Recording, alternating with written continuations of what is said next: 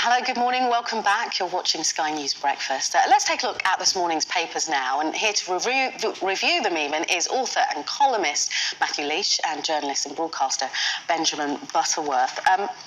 Let's start with the Observer, because a lot of the papers are focusing, and rightly so, on the release of the hostages.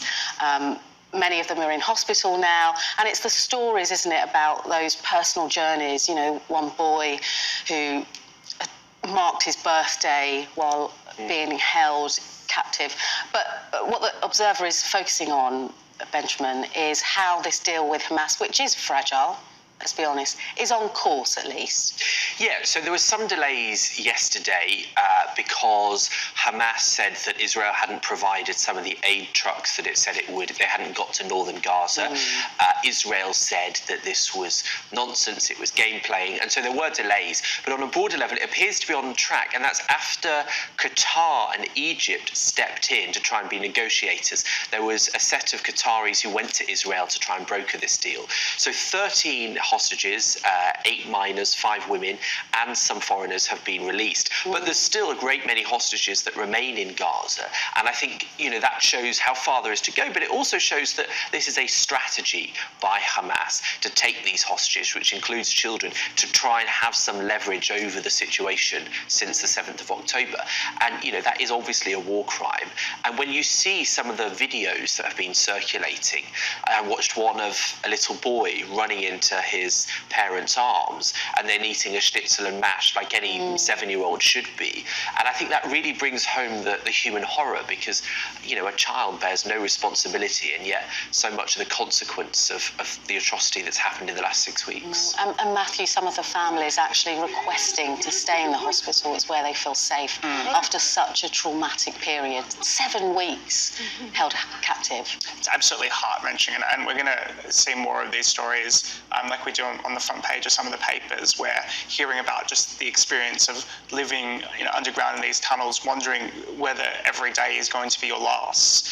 When the first time I think they knew that anything was happening was because all the explosions had stopped on Friday for the first time. But apparently when they were being, some of the hostages were being dragged out of the tunnels, they thought that was over, that this was the end of their life. They didn't realise that they were being rescued, and just the torment and torture of that experience is just extraordinary. Yeah. But, you know, we've seen big protests in the UK and lots of Western countries calling for a ceasefire, which on a certain level is, you know, everyone would like the fighting to end. That's the only humane answer. But what frustrates me about a lot of those protesters is that they focus it only on Israel. Well, when they've taken the hostages, a way to get a ceasefire that's longer than the 4 days we're in the middle of is to release the hostages.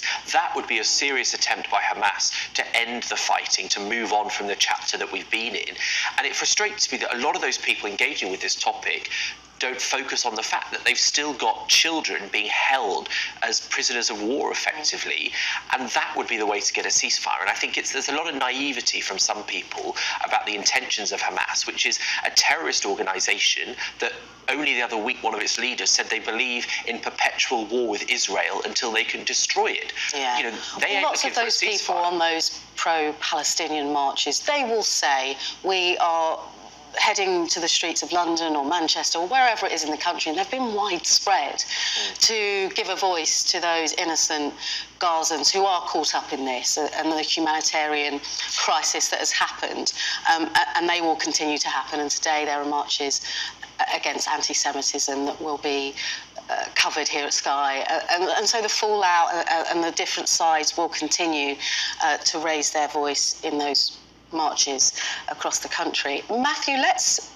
move to the it's the Mail on Sunday, and it's the focus on British politics. And this is all about how potential tax cuts could really boost the electoral potential. I don't know what to say. The potential of the Conservative Party in that election that will be coming. Yeah. So Rishi Sunak has done an interview with the Mail on Sunday, saying that the tax cuts announced last week in the Ordnance Statement are just, and I quote here, the start of a journey towards trying to reduce the tax burden.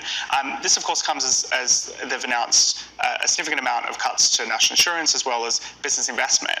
But, of course, as many people quickly pointed out, the broader story is the fact that the tax burden is on its way up to the highest level in 70 years. For every £1 they're giving us back in a national insurance cut, they're taking £4 through income tax freeze thresholds, this stealth tax increase, which I find quite interesting. But what this really looks like to me is Rishi's trying to create a dividing line. In fact, he says this towards the end of this article: the choice of the next general election between a party led by me, which is focused on cutting people's taxes, controlling spending, controlling borrowing, and a Labor Party who wants to spend big. Now, they're obviously trying for this message. I don't know if it's going to be persuasive or effective, though. Well, it's so interesting because there was a poll earlier this week, and of course we're very sceptical with polls, but it said that benefit boost promised by the Conservative helped them in a very recent poll. They've been languishing second above Labour. So it's all quite to play for, isn't it, in the lead, Benjamin? I just find it sort of laughably ridiculous when they say they're on a journey to tax cuts. You know, I'm on a journey to weight loss, but it's like, I'll put the cake down, but in a few months' time. That's kind of what they're saying, because, you know, taxes are very high. And what's important to note is that wages have now started to go up at the rate of inflation. They've got back to something reasonable. But because of the other factors, like more people going in who earn over 50k, you know, a much bigger proportion are going into that category of moderately high earners. And that tax bracket has been frozen until 2028. So you've got lots of people at different points along the scale that are actually paying considerably more tax, have less money in their pocket, at the same time as food prices not easing up that much. Rent and house prices have gone up much faster than general inflation. So you've got all these different factors that mean that people have less money in their pocket than they did 13 years ago. And that will be key, really, won't it, in the general election, because it's all about how much money do you have in your pocket to spend on what you want to spend it on. It is just a bit rich for the Prime Minister, who until recently was also the Chancellor, to be, I suppose, to some extent lecturing us about how we need to cut taxes and cut spending. I mean, if only he was in a position to introduce those policies for the last 5 years. Or to keep our nerves when it comes to... When Rishi Sunak finds out who put those taxes up, he's going to be livid. One last story then, Benjamin. You have picked The Sun on Sunday, and this is all about another book? Yeah. Prince Harry? I mean, they're just the posh Kardashians at this point, but Omid Scobie who is a friend supposedly of Harry and Meghan, has written a book sort of telling their perception of things. And apparently the King said that he was furious at Harry, who he called a fool, for doing the Netflix documentary. You'll remember that 6-parter.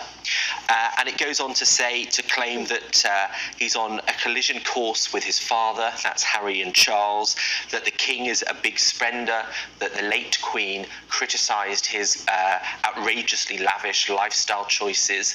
And so, you know, these are more supposedly bombshell claims. I think what's saddest about it is that in the High Court case we had, Harry had to admit that he'd spoken to Omid Scobie about his previous book. So there's good reason to think that this is directly linked to them based on the admission that they made in court. And so, yeah, I'm sure they deny it, but, you know, the evidence for the court case says otherwise. Parts of his book leaked in Spain and Germany, and he came out and said, actually, I was misquoted. So it's hard to believe, you know, when we hear these different lines, actually what is the truth, and how close is he really to Prince Harry?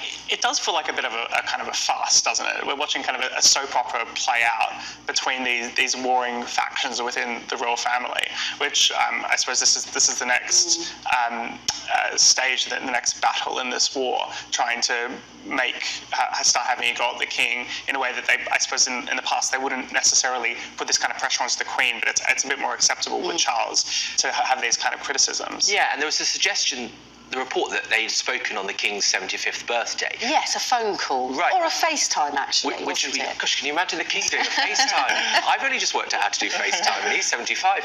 But that suggested a thawing in relations. Now, if there is a link between the Dutch and Duchess to giving information to this book, well, that gives no indication that he's really trying to back down on the war. And I think, you know, what's a shame is that it obviously undermines the monarchy. Some people might celebrate that. But I worry about what it does for Britain's image and the perception of our leaders, whether it helps them have the soft power that can be quite beneficial. Well, you know, at the heart of this, it's a family that's in crisis, and that's sad, however you feel about the monarchy. For now, Benjamin, Matthew, thank you so much for your company.